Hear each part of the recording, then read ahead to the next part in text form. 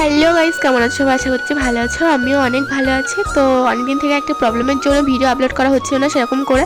তো এবার থেকে প্রতিদিন নতুন নতুন ভিডিও আসবে। তো যাদের এখনো পেজ থেকে ফলো করিনি অবশ্যই ফলো করে নাও। তো চলো এবার মেন টপিকে আসি। আমি এসেছি একটা জায়গায় ঘুরতে। তো মিষ্টি আমি আর দাদা আজকে চলে গেছিলাম তাদের বাজারে। তো ফার্স্টে গেছিলাম তাদের ব্যাংকে, মিষ্টি কিছু দরকার ছিল তার জন্য।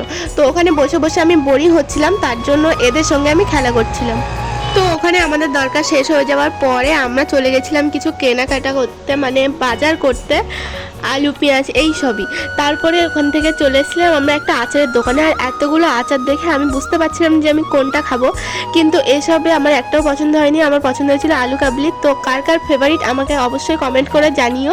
আমার তো খুব ভালো লাগে খেতে, কিন্তু কথা হচ্ছে কাকুটা আলু কাবলি ভালো বানাতে পারিনি, তো তার জন্য আমার ভালোও লাগেনি সেরকম। তো সব দরকার মিটে যাবার পরে আমরা এখন যাচ্ছি বাড়ির উদ্দেশ্যে।